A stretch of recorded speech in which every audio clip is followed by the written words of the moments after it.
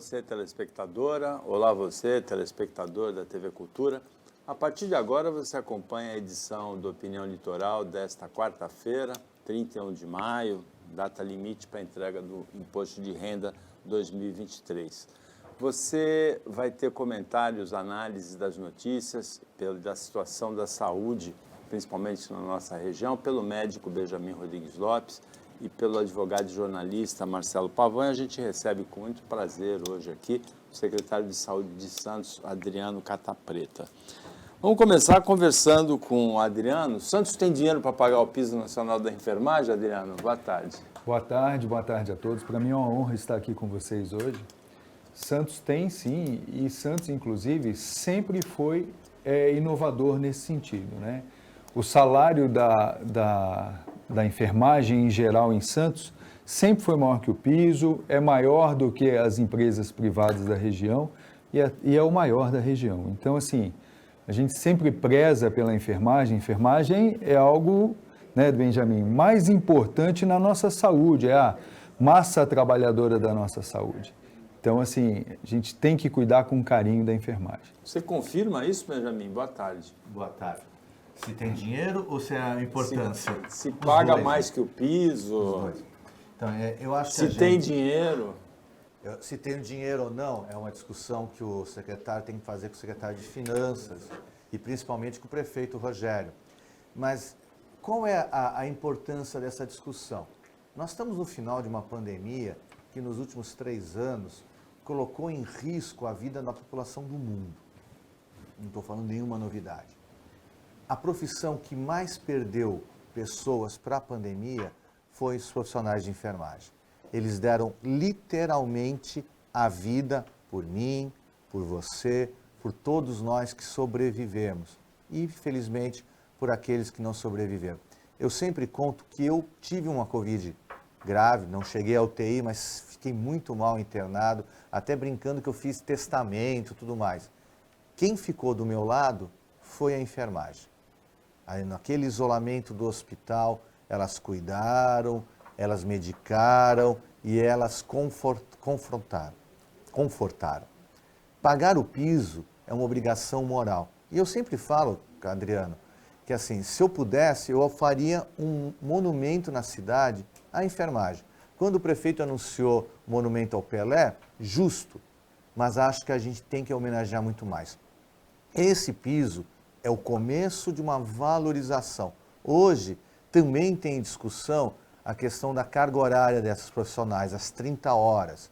Inclusive, hoje a vereadora Thelma de Souza chama para uma audiência pública. Acho que esse pacote de bondades, se o prefeito quiser, e eu sei que o secretário quer, dá para fazer, é execuível. Boa tarde. Boa tarde, Paulo. Boa tarde, secretário. Boa tarde, Benjamin. Eu queria pegar um gancho no que o Benjamin comentou agora e um problema que eu ouço bastante na Baixada Santista dos profissionais, notadamente de saúde, médicos, dentistas. É a seguinte situação: nós estamos falando de piso, nós estamos falando de condição de trabalho, mas os assuntos que a gente ouve nas rodas mais diversas é que o médico que atua em Cubatão é o mesmo que atua em Bertioga, o médico que atua em Praia Grande, ele trabalha aqui em Santos. Então, assim, pleiteiam um aumento, ao mesmo tempo que ficam segurando duas pontas e depois reclamam de sobretrabalho, de sobrecarga, de excesso. Como resolver isso, secretário? Porque a gente fica vendo que o mesmo médico de Praia Grande é o concursado em outra cidade, e aí vem o caos, né? Porque algumas cidades estão colocando ponto biométrico, então está causando caos, porque eu já ouvi em conversa médico falando: como é que eu vou estar em 2 lugares ao mesmo tempo? Na verdade, não tem como ele estar em 2 lugares ao mesmo tempo, até porque ele é contratado para horários diferentes, né? Hoje a gente sabe, o Benjamin sabe, isso que eu ia falar. São 2 cargos públicos que ele pode ter em horários diferentes. Ele não pode nem fazer, por exemplo, 36 horas de forma contínua, né, Benjamin? Então, assim, ele pode fazer 24, descansar, depois fazer novamente. Então, não tem como ele estar em 2 locais ao mesmo tempo. A maioria desses médicos que fazem plantões, que tem 2 vínculos, em um geralmente ele é plantonista ou nos 2, ou ele é plantonista e faz a parte de ambulatório em outro, né? Agora, a grande questão aí, e eu sempre falo isso, é que, assim, o médico, sim, o salário do médico em toda a região, em todo o país, na verdade, é muito baixo em relação ao que ele ganha no privado, né? A gente tem discutido bastante isso, nosso prefeito sempre com boa vontade, porque, assim, a gente tem que fazer um plano de carreira para o médico, né, Benjamin? Não sei o que o Benjamin acha disso, mas a gente tem que fazer um plano de carreira, a gente tem que readequar esses salários. Quando vocês tocam nesse assunto, eu falo brincando, só para defender na categoria, que nós estamos de 2 médicos contra 2 jornalistas. Isso é corporativo. Porque o jornalista também está de manhã numa rádio, de tarde no almoço, numa televisão. A gente vive uma situação de um achatamento salarial muito grande. Muito grande. Quando eu comecei há muitos anos atrás na prefeitura, a Prefeitura de Santos era o meu melhor salário. Com o passar dos anos, houve um defasagem. Não justifica nem o mau atendimento, nem o não cumprimento do horário, mas explica. Aquele eu finjo que trabalho, o outro finge que paga. Isso acontece em diversas regiões do nosso país afora. Quando a gente discute a questão salarial, Santos tem um agravante. Não existe uma carreira isolada de profissionais da saúde. O profissional de nível universitário é equiparado a todos os outros profissionais universitários. Então, para você aumentar especificamente o médico, você tem que aumentar o engenheiro, o arquiteto, o advogado. Não que não mereçam, mas nem sempre é possível. Então, uma discussão, uma carreira independente para os profissionais de saúde é algo que a categoria reivindica há muito tempo. Agora, secretário, ainda falando sobre os problemas, que tem coisas bacanas para a gente falar também, mas sobre os problemas, a gente acompanha periodicamente, acontecem casos de agressão de paciente médico, principalmente por espera, né? E houve até alguns vídeos que o médico poderia estar atendendo, não estava atendendo. Como é que resolve isso? E um ex-secretário de saúde, uma vez ele me disse em off, que em véspera de feriado ele ficava apavorado, porque tem muito médico que você vai encontrar na lista de passageiro de cruzeiro, de avião para viagem, e aparece com um atestado depois do feriado. Então, que tem muita falta em plantão. Como é que se resolve isso? Na verdade, a gente realmente tem muita falta em plantão. Benjamin sabe, com o servidor isso é extremamente delicado. Antes de feriado, principalmente? Mas aí vai muito do caráter realmente de cada um, né, Benjamin? Porque assim, eu nunca faltei no feriado, você também não, te conheço.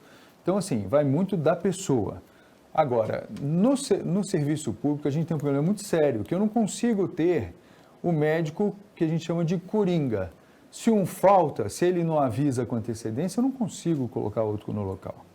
Claro que os atendimentos hoje de porta, que a gente chama pronto-socorro, no serviço, né, público de Santos, todos eles são publicizados. Tirando a ginecologia e obstetrícia, plantão de clínica hoje são publicizados nas nossas UPAs. Então, lá é diferente, porque lá, se o médico não vai, eu consigo outro de imediato, porque tem uma empresa responsável por isso, é mais fácil. Agora, no serviço público, isso é extremamente engessado. Se um ginecologista, por exemplo, no nosso hospital falta, provavelmente a equipe vai ficar com -1. Entendeu? Isso é muito delicado. Eu queria perguntar das vacinas, eu não sei se é já a hora da vacina. Pode ser, pode ser. Aqui. Secretário, é um caso que aconteceu comigo e eu queria... A gente até acionou a secretaria e a resposta da secretaria foi: não há problema algum.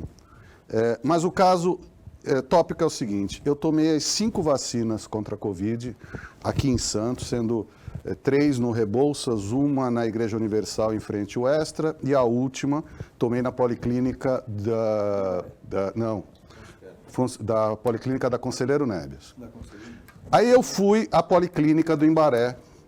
E na Policlínica do Imbaré eu já havia sido alertado por amigos que desde janeiro a coisa não estava boa. Eu fui pessoalmente tomar a 5ª dose, fiquei 1 hora na fila, entrou uma única pessoa na sala, fui falar com uma pessoa que trabalha na policlínica e essa pessoa falou para mim, olha, vai naquela porta ali da administração e reclama, porque se a gente vai lá e fala alguma coisa, quem toma bronca somos nós. Fui até a porta da administração cheia de gente lá dentro, cheia de gente, porta fechada, sai uma pessoa com um celular e eu falo, está acontecendo isso, está assim. Ah, é porque o sistema caiu, mas a vacinação da gripe estava normal. Só a da Covid, que era uma portinha fechada e as pessoas estavam fechadinhas lá. Sai uma enfermeira, ela fala, sabe o que é? O sistema do governo do estado não é bom. Eu falei assim, então o sistema estadual não presta. Não falei isso. Falei que tá, mas não está andando. Saí de lá, porque era uma quarta-feira, que eu tinha que vir para cá para gravar o Opinião. Saí daqui, fui até a policlínica. Chegou de mau humor na Opinião? Cheguei de mau humor na Opinião, porque eu fiquei 1 hora e as pessoas desistindo de tomar vacina quando a campanha de vacinação estava em pleno vigor. Ou seja, as pessoas chamando para tomar a vacina, quando chega na policlínica, é um descaso na policlínica ali da Pedro Lessa da Caixa d'Água. É um descaso que é feito lá. Aquele da Aparecida, aquele da Caixa d'Água. E aí o que acontece? Eu vou à policlínica da Conselheiro Nebias, o tempo que entre entrar na policlínica, ir para a fila, me identificar, esperar todo mundo tomar vacina, eu tomar e ir embora, menos de 10 minutos. Eu só gostaria que o senhor, como secretário, ficasse sabendo, porque a gente ligou para a secretaria, tanto daqui, Costa Norte, TV Tribuna, não temos informação de nada. Então, eu aproveito a chance de falar direto com o secretário, que a policlínica ali da Caixa d'Água precisa de uma atenção, porque as pessoas estão com descaso com o munícipe, secretário. O secretário responde depois do intervalo, que é bem rapidinho. Fica com a gente.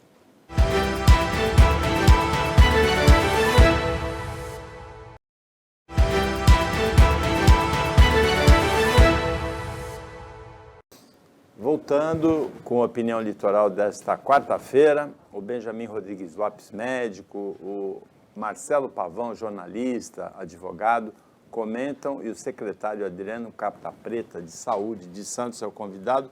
Secretário, pergunta difícil do Pavão, hein? Não é difícil, Paulo. Assim, infelizmente, a gente depende muitas vezes da pessoalidade daquele servidor que está ali. E isso a gente tem tentado cada dia mais minimizar isso, né? A gente montou inclusive uma escola da saúde para dar realmente cada dia mais subsídio para as pessoas trabalharem com qualidade, para estar formando a nossa mão de obra. A maioria dos servidores, Pavão, são muito comprometidos. Eu falo, Benjamin, que quando eu entrei na prefeitura foi uma grata surpresa. Porque a gente, quando não trabalha na prefeitura, você não tem ideia do universo que é uma Secretaria de Saúde, que é cada unidade de saúde. E lá a gente vê pessoal da enfermagem comprando com o próprio dinheiro o Tupperware para fazer coisas diferentes, comprando a cortininha de bichinho para a pediatria, uma coisa extremamente interessante, a dedicação daquelas pessoas. Mas existem pessoas que estão realmente no local errado. Isso eu falava desde a época que eu dava aula na faculdade. É importante que você tenha realmente aptidão, que você tenha amor para trabalhar na saúde, né? E a gente vê que muitas vezes isso não acontece. Eu falo que na saúde você não pode levar os seus problemas pessoais lá para dentro. Tem o problema do sistema? Tem, nós estamos trabalhando nisso há 1 ano e meio, porque o sistema ele tem um problema de servidor. O servidor da prefeitura é físico. E a gente vai colocar tudo na nuvem para realmente dar mais agilidade. Mas a gente viu esse problema, porque eu ouvi a rádio o dia que você falou, e assim, primeira determinação, está sem sistema, vai vacinar da mesma forma. Faz na filipeta antiga e depois, nem que precise ligar para você depois para ter algum dado. Então, assim, precisa vacinar, isso é inaceitável, ainda mais com as campanhas de vacinação que a gente tem feito. Santos foi uma das cidades que mais vacinou a primeira e a segunda dose. A gente chegou a 95% de taxa de vacinação. Mas a população também está deixando de vacinar. Essa pergunta. Hoje é o final da campanha nacional de vacinação contra a influenza. É o último dia. Mas nas cidades da Baixada a vacinação vai continuar porque tem estoque de vacinas e porque é muito baixa a adesão da população, muito da população-alvo. Idosos, indígenas, professores, servidores de saúde, puérperas e crianças, né? Na verdade, a cobertura vacinal diminuiu drasticamente, significativamente, em todos os grupos, viu, Paulo? Em todos os grupos. Inclusive, pessoas da nossa idade, pessoas mais jovens, não foram vacinar terceira, quarta e quinta dose.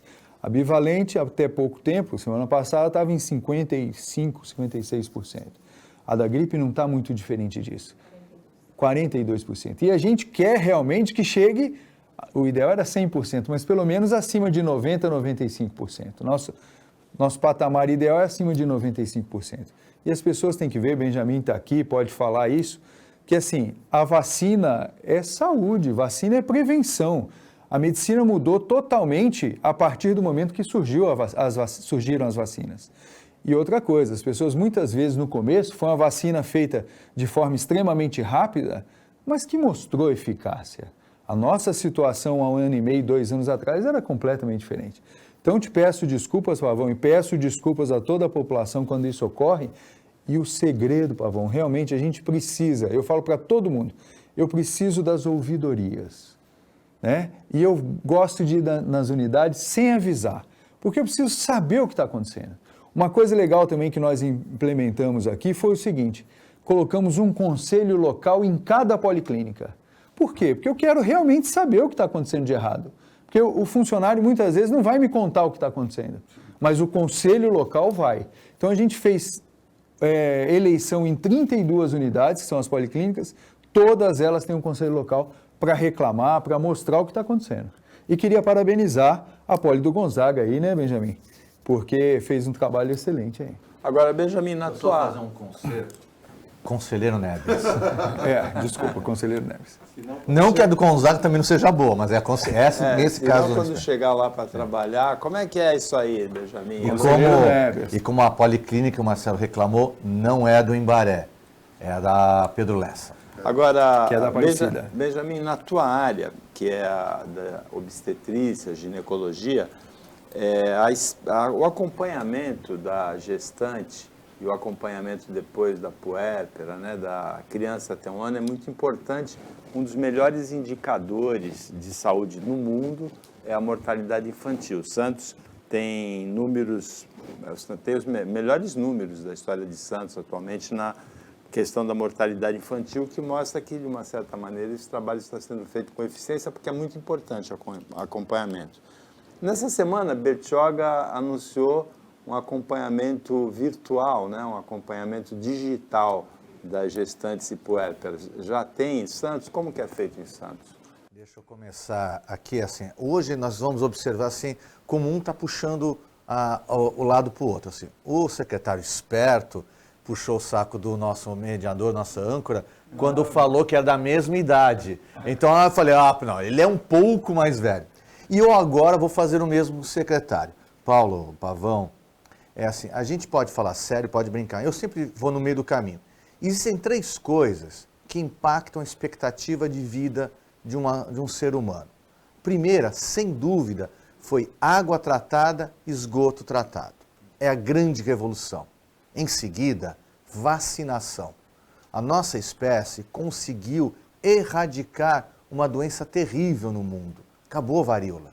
O Brasil, durante anos, conseguiu erradicar a poliomielite. Vacina e água tratada aumentaram a expectativa de vida da nossa espécie no Brasil em 20 anos.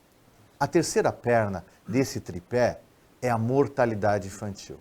Para quem não sabe, e aí eu estou brincando porque o Carta Preta ele é obstetra, que nem eu, a gente tem o mesmo métier nas horas vagas, né, que a Secretaria permite. A mortalidade infantil é a quantidade de crianças que morrem até 1 ano de vida. Isso é um indicador de como uma cidade, um país, um estado protege seus habitantes.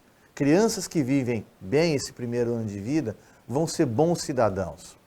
Nós tínhamos no estado de São Paulo indicadores horrorosos. E pior ainda, tínhamos na cidade de Santos um dos piores indicadores do estado de São Paulo.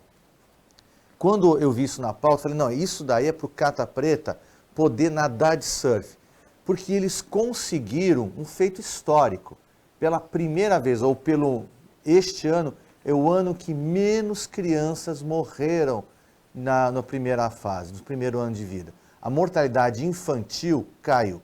Chega um ponto que é quase impossível reduzir mais, porque nós vamos ter a mortalidade dos mal formados, aqueles que vêm com defeitos. Temos uma segunda perna nessa conversa, e aí eu devolvo a pergunta para o Cata Preta, que é a mortalidade das mães. Primeiro, parabéns ao secretário e ao prefeito, é um orgulho saber disso. E o que a gente vem por aí, Cata Preta?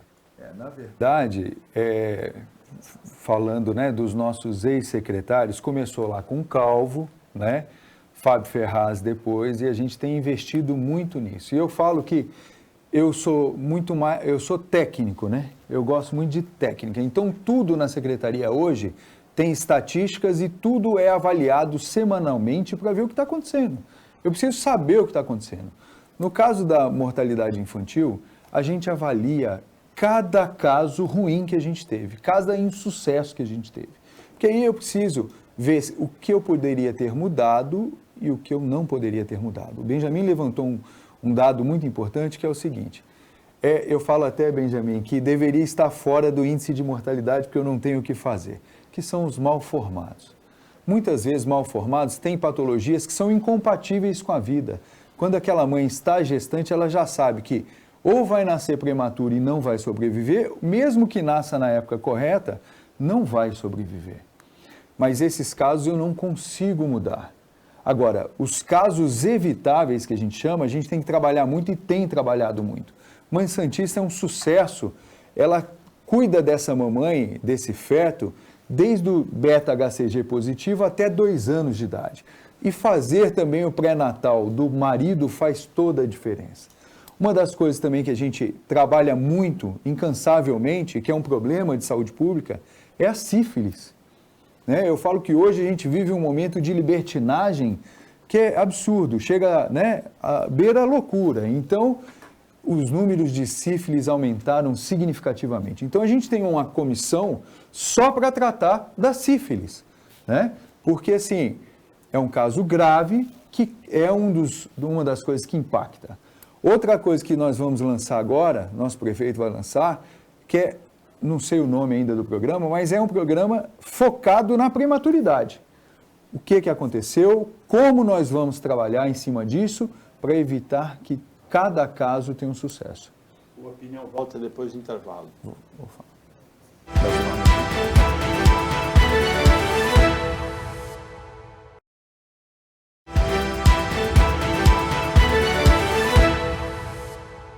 Voltando com a opinião litoral, agora é o último bloco. Benjamin Rodrigues Lopes, Marcelo Pavão, são os comentaristas desta quarta-feira. A gente recebe com muito prazer o secretário de Saúde de Santos como convidado, Adriano Cata Preta. A gente conversou sobre a mortalidade infantil no bloco anterior e até um tempo atrás havia uma discrepância, uma divergência muito grande entre os números de mortalidade infantil nos bairros mais próximos da praia e nos bairros do centro, onde estão os cortiços. Essa diferença permaneceu nesse índice? Na verdade, a gente tem um dado interessante. Nós chegamos a 7,8 esse ano, índice de mortalidade. A OMS preconiza que seja abaixo de 10. E hoje nós tivemos um resultado extremamente positivo, chegou a 6,5. Claro que é flutuante e uma das coisas que influencia muito é a queda, o que torna mais difícil o índice de mortalidade ser pequeno, é a queda da natalidade que a gente vem observando nos últimos 10 anos, que é significativa, em torno de 30%. Então, cada caso ruim significa muito mais quando você tem menos nascidos vivos. Isso é um ponto. Segundo ponto interessante é o seguinte, se você for levar em consideração, interessante isso, Benjamin, estamos até nos reunindo com os hospitais privados, o índice de mortalidade infantil da prefeitura é extremamente mais baixo do que os privados. O privado está elevando o índice da nossa cidade. Claro que não depende do hospital X, Y, Z, depende de todos nós, né, Benjamin? E uma coisa interessante na prefeitura é a vigilância que existe sobre essa paciente. Benjamin vai concordar comigo que a gente não consegue ter isso no consultório. Na prefeitura, se uma paciente falta à consulta de pré-natal, vão ligar para ela, depois o nosso agente comunitário vai até a casa dela. Muitas vezes no nosso consultório, se é uma primeira vez que a paciente vai, a gente nem lembra que ela foi, não é isso, Benjamin? Estou sendo muito sincero aqui. Infelizmente, né, no privado tem esse problema. No público, não. No público, eles vão até a casa da paciente. Agora, outra coisa interessante é o seguinte, nós queremos também, ampliamos agora, estamos com um projeto muito legal, que é ampliar o Implanon. O Implanon é um contraceptivo que é subdérmico, que a gente vai colocar em muito mais pacientes do que o Ministério da Saúde preconiza. Ele preconiza para pacientes em situações, né, de rua, de vulnerabilidade social, drogaditas, mas assim, a gente vai ampliar. Porque isso é um grande fator também, porque a mulher ela tem que engravidar quando ela quer, quando ela vê que ela tem estrutura. E a gente vê hoje pacientes de 12, 13 anos grávidas. Então o Implanon vai ajudar muito nisso também. Todas as nossas adolescentes vão poder colocar Implanon. Mas ainda existe a divergência? Existe a divergência. Existe ainda? Porque assim, a paciente dos cortiços, muitas vezes ela não acompanha, ela não vai até a policlínica. Então a gente tem que fazer essa busca ativa. E os diagnósticos de gravidez são muito mais tardios. E eu falo que o pré-natal é onde você vai fazer a prevenção, onde você vai evitar as complicações. Então, o pré-natal é fundamental. Secretário, a gente estava falando agora da ponta das crianças, né, das grávidas. Queria lhe perguntar a outra ponta dessa linha. Para os idosos, a geriatria, como é que está o atendimento? Existe algum serviço que está sendo acrescido? Porque estão vivendo mais e as doenças estão chegando em maior quantidade de acordo com as pessoas vão envelhecendo. Tem algum serviço que está sendo acrescido? Como é que está o atendimento ao idoso? Não é uma pergunta em causa própria do mediador, nada, né? Não, até foi de surpresa. Na verdade, é o seguinte, a gente tem trabalhado muito, ainda mais que a população de Santos idosa é uma parcela significativa da nossa população. Então, a gente lançou alguns programas agora com a Ana Bianca, Santos em prol da longevidade, né? Longevidade. E assim, a gente lançou porque a gente quer focar no nosso idoso. A gente já tem alguns programas muito bons na policlínica, que são o Hiperdia, né? Então, a gente consegue fazer grupos com esses idosos, conseguimos, inclusive, o Movimente-se, que faz esse idoso se movimentar mais, ter um controle maior de hipertensão e diabetes. E a gente viu como esses programas fazem a diferença, foi na pandemia, onde a gente aumentou muito mais o índice desses pacientes indo até as UPAs. Entendeu? Então, a gente quer focar cada dia mais no idoso e dar qualidade de vida. Eu falo que esses grupos são importantes e a atividade física é fundamental. Então, a gente tem trabalhado bastante nisso. Que legal. A gente tem a central de regulação de vagas em hospitais, né, de internação, e muita reclamação. Tem mais necessidade de internação do que vaga disponível, né? Como é que a gente está nesse campo? Em alguma área específica? Não, em todas? Em geral. Certo. É aquilo que eu falei, Paulo. Como meio de comunicação, TV, rádio, a gente recebe muitas reclamações. Nós também, Infelizmente, pós-pandemia, nós tivemos um aumento significativo dos pacientes SUS-dependentes. Pessoas que perderam convênio, perderam seu emprego, então teve um aumento de 30%. É muito. Pra você ter ideia, as nossas 3 UPAs atendiam em média 1.500 pessoas dia. Tá? Hoje nós chegamos a 2.000. E não é o que a gente quer. A gente não quer que o paciente seja atendido na UPA. Uma luta que a gente tem desde o começo, Benjamin, é assim, a gente tem que fortalecer a atenção básica. Esse paciente tem que resolver a vida dele dentro da atenção básica. Ele não tem que ficar indo à UPA, nem pegar um atestado, nem pegar uma receita que acabou. Não é o papel. Para vocês terem ideia, 70% do atendimento das UPAs são azul e verde. Ou seja, são atendimentos que não eram para estar ali dentro. O que tem que fazer realmente é fortalecer a policlínica. Mas, realmente, o número de vagas, ela oscila muito e ela realmente está deficitária. O que nós fizemos? Nós estamos abrindo atas de registro de preço, porque um outro problema na saúde pública muito importante é tabela SUS. Eu falo que o grande segredo da saúde é acabar com as conversas fiadas, entendeu? E a tabela SUS hoje, o Benjamin tem que concordar comigo, é uma conversa fiada, né? Ela não é condizente com o mercado. A tabela SUS tem que ser condizente com o mercado. Então, hoje, por exemplo, os nossos prestadores que dão vagas de UTI, de enfermaria pela tabela SUS, eles só fazem o que são obrigados e não querem nada mais. É lógico que não querem, e é compreensível. Então, assim, Santos sempre se destacou por isso. Eu, junto com o Fábio lá, o Fábio fez, a gente colocou endometriose, que é cirurgia, né, videolaparoscópica. A gente assumiu, Santos assume muitas vezes coisas que não são deles, que não é nossa. Por exemplo, o vascular foi outro ponto. Você imagina, não dá para ter uma referência que não funcione. E hoje nós temos várias referências que não funcionam. Hoje nós abrimos uma ata de registro de preço para exames, já tivemos aí 40 mil exames no primeiro lote, 20 mil no segundo lote, já por problema de não conseguir na tabela SUS, e agora está saindo a ata de registro de preço de leitos de UTI, por exemplo. Nessa história toda, secretário, a gente coloca uma hierarquização na saúde. Exato. Então, assim, a Secretaria de Saúde, a prefeitura local, e Santos é uma cidade atípica, é uma cidade que consegue manter. Hoje, Santos tem o Hospital dos Estivadores, tem o Hospital da Zona Noroeste, que é o Silvério Fontes. Pouquíssimas cidades do Brasil têm um hospital. Quem tem que tratar média complexidade é o governo do estado. As referências, essas cirurgias. E nos últimos anos, a gente teve um buraco nisso daqui. Melhorou um pouco, a gente tem um AME que funciona, mas é pouco.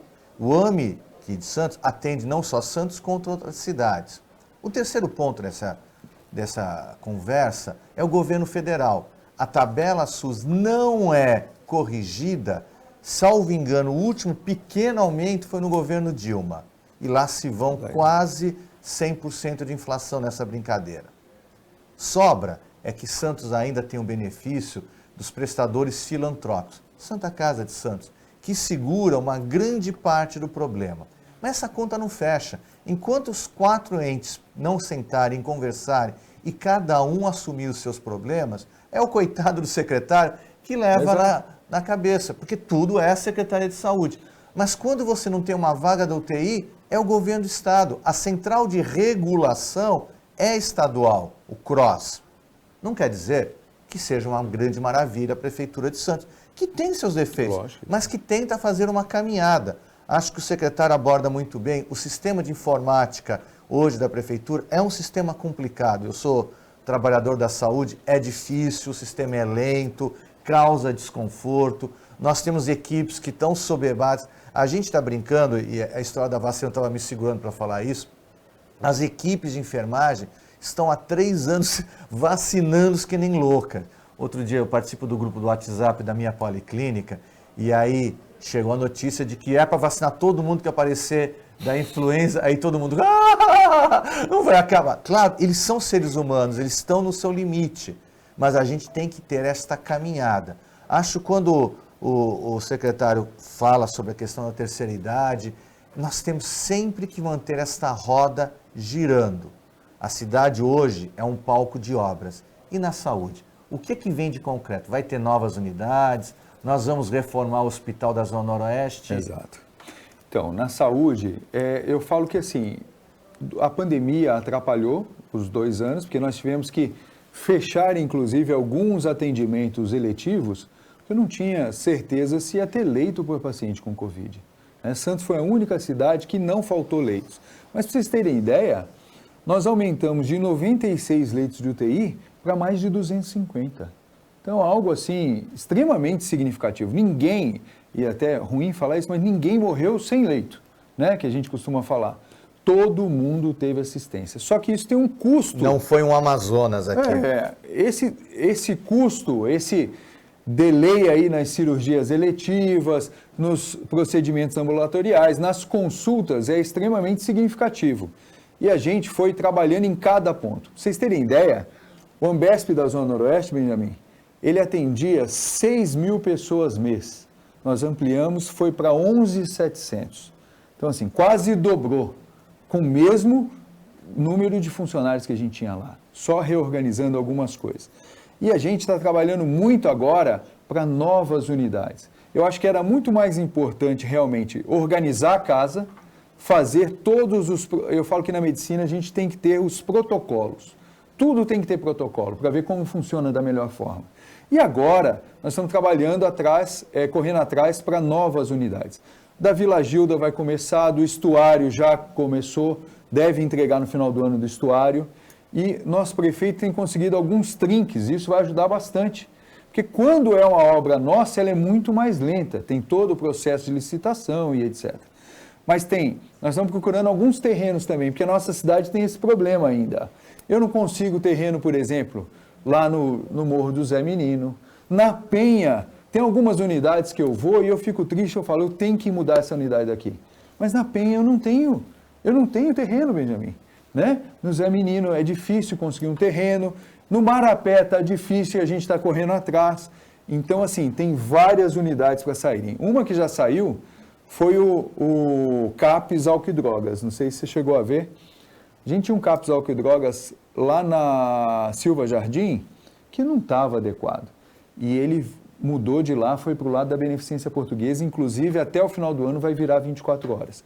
Outro que vai surgir agora também, já tem uma empresa vencedora da licitação, é o Centro de Especialidades Odontológicas, que vai ser do lado do Ambesp, na Zona Noroeste, para dar qualidade à população. Com isso, chegamos ao final da edição desta quarta-feira do Opinião, agradecendo a participação do secretário Adriano Catapreta. Boa sorte na continuidade da carreira e do exercício do cargo. Eu que agradeço muito, Paulo. Para mim é uma honra estar aqui com vocês. Todo dia ouço o programa, viu, de manhã. Já sabia, viu, Pavão, da sua reclamação. Já tinha mandado o pessoal olhar. E o Benjamin é um grande irmão nosso de muito tempo. Queria agradecer a todos e a secretaria sempre está à disposição de todos. Agradecendo ao Benjamin Rodrigues Lopes, ao Marcelo Pavão, a participação como comentaristas, o trabalho da equipe técnica e de jornalismo do Sistema Costa Norte e a você que acompanhou a gente mais essa edição. Até amanhã, nesse mesmo horário novo, de 1h30 da tarde ou um pouquinho depois da meia-noite na reapresentação. Se você assistiu à tarde, uma ótima segunda metade de quarta-feira. Se assistiu à noite, boa noite e até amanhã.